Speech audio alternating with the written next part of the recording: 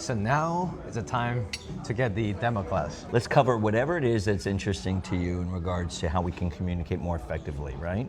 So one thing that is most concerning for most people is nerves, anxiety, stress about getting up in front of other people. Because there's only two reasons you're going to even speak in front of a group of people. Either they ask you to speak or you ask for the opportunity. You're going to want to do both. The first one, if they ask you to speak, it has more built-in credibility. Yes. If you ask for the opportunity, hey, Jackson, can I get 10 minutes with your team? So I come in with my intake form. Who, what, when, where, why, how. 5 W's and an H. Who are we speaking to? You've heard this before because people often say, know your audience.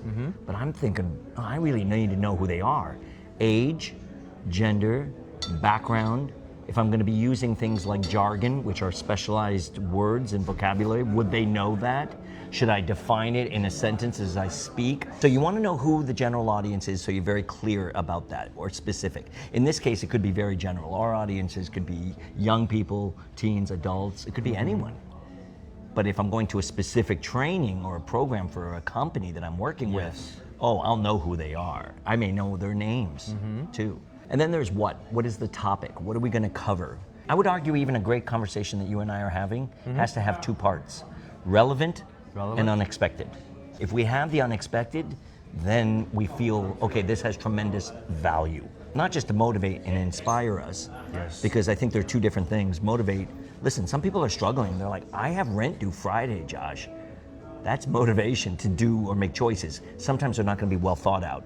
Inspiration is, that's a good idea. I'm going to try that next time. And then they're inspired to make choices and changes in their life. In fact, I got something for you. I call it the 21-90 rule. You can lose a bad habit in 21 days. You can gain a new habit in 21 days. If you do it for 90 days, that's a lifestyle. So back to the who, what are we covering? They have an expectation. Who, what, when, and then is it morning, afternoon, evening? But even when we go to presentations or conferences, you're sitting there at 8 in the morning and the guy gets up there and he says, all right, let's all get up and do jumping jacks. And you're like, dude, can I finish my coffee? Shake the person on the right, shake the person on the left. Evening, sometimes I'm a closing speaker in Las Vegas. So at 4:30, 5 o'clock, they want a speaker who gives great energy and dynamism. So who, what, when, where? Is it online? Is it like, are we having a conversation like this? Simon Sinek, he's a famous writer and speaker. He wrote a book about why, how great leaders inspire everyone to take action. And it's called Start With Why.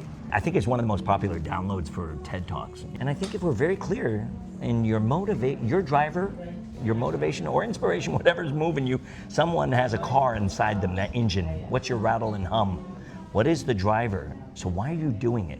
Sometimes when I used to have employees speak, I wanted them to do it because I wanted to promote them to a managerial role. And they didn't know why they were doing it. They should know that this was their opportunity to shine.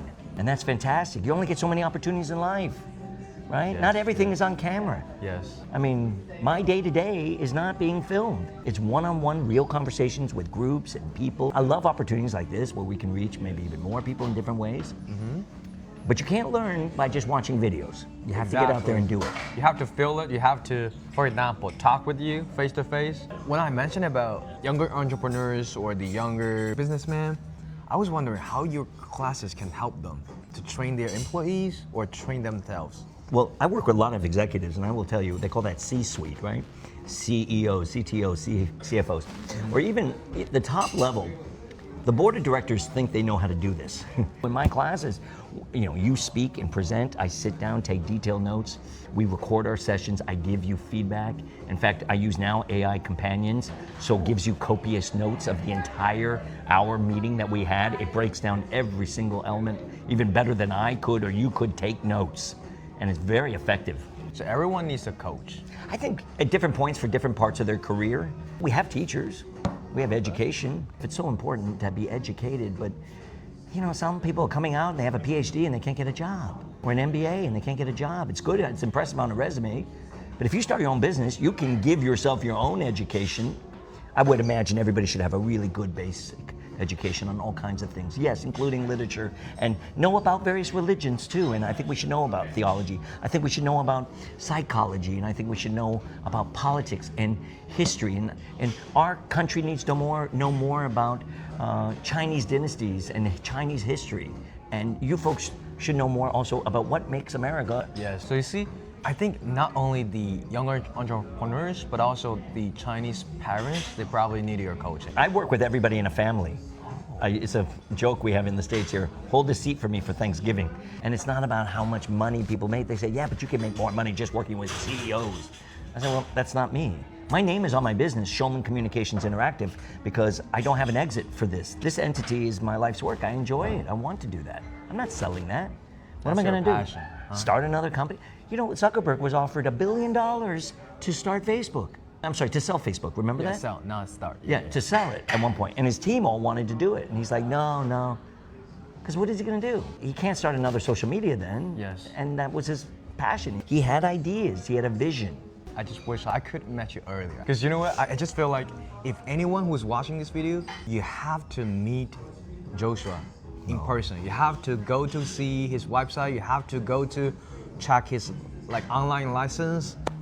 He is really wise and he has a lot of stuff in his mind. I have to tell you, I can feel the energy because you are not talking to him. I am talking to him. I appreciate that. Yeah. There's a lot that I learned from children and teens and young adults and all that. And I think people are very tribal, Jackson. I think everybody's like part of their group. Millennials. Like comfort zone. Yeah. And we are trying to make ourselves locked in a box. That's why we need more friendships with people from other cultures. Yes. And from other ages, gendered backgrounds, everything. I definitely think we need to be pushing the boundaries. Yes. And not get so comfortable that we don't try new things. I work a lot with the Chinese business community here in Los Angeles for real estate. So I want my realtors to go and do a presentation on 25 ways to sell your house in 2025. People will come up and say, here's my card. Can you show me that listing and all this stuff? But what they do now, and especially the Chinese community that I work with, what they only do is call people friends and family. I say, don't bother your friends and family. Don't just call people all day, every day. Get yourself up there. A mortgage company, other people will pay for you to go speak at a location. As I mentioned, my grandpa said, work smarter, not harder. We need to strategize how we're going to do those things so we can have more impact. Yes. Because you know, like you mentioned, I have a friend who is like the real estate. He's just selling houses to Chinese people who are familiar with him. But he should sell to everybody within the community. You know, here in Los Angeles, we have 17.8 million people. That's a big backyard. Last question. You know, with the AI, with the high-tech technologies, with everything developed, people might ask why they're supposed to pay for you. Why they cannot just learn by themselves from the internet. You know, it's funny because I go back to back with my clients. Oftentimes my teenagers or kids meet the adults. I introduce them because to me, public speaking is not just speaking in front of a group of people. It's 1, 3, 5, whatever. And the adults always say the same thing to the young kids. What is it? I wish I started when I was your age. You have no idea how lucky you are, young man, young lady, to be coaching and learning now. And they're not teaching this process effectively in school. They're starting now to add speech classes in college and stuff. But those kids are calling me at all the major universities. Oh, Joshua, I'm taking a public speaking class. Can I take your class? Yeah, because they're embarrassed or nervous and speaking in front of 70 people in their classroom. You know what? You just remind me, one of my students before, he was born in a really rich family in Beijing. Yeah.